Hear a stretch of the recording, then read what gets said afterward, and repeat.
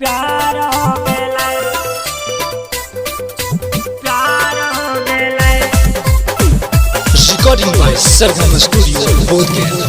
एगो कहियो भौजी हमार दिलवा के बात केकरो कहिया न बहुत पीछे हमें मार। एगो कहियो भौजी हमार दिलवा के बात केकरो कहिया न बहुत पीछे हमें मार। कैसे कहियो कि हमरा नैना चार हो गेलै, कैसे कहियो कि हमरा नैना चार हो गेलै, कि हमरा स्कूलवा के मस्टरा ने से प्यार हो गेलै, कि हमरा स्कूलवा के मस्टरा ने से प्यार हो गेलै, प्यार हो गेलै,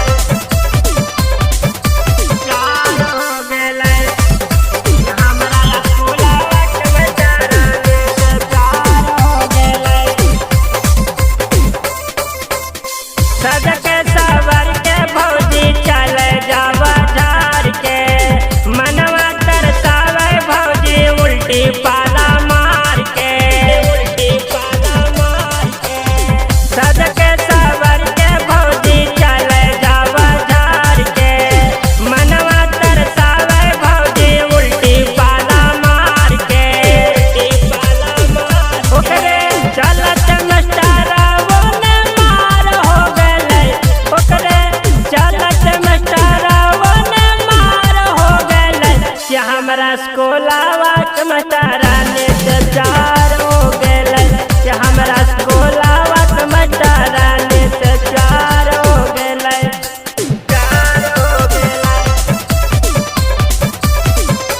प्यार हो गेलै, कि हमरा स्कूलवा के मस्टरा ने से प्यार हो गेलै।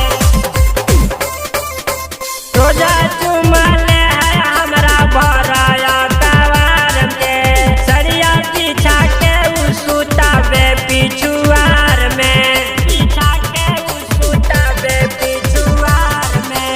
रोजो चुमले है हमरा भराया कवार में, सरिया पीछा के उ सुतावे पिछुआर में, सुतावे पिछुआर। राहुल साजन देहाती भी अचार हो गेलै, राहुल साजन देहाती भी अचार हो गेलै, कि हमरा स्कूल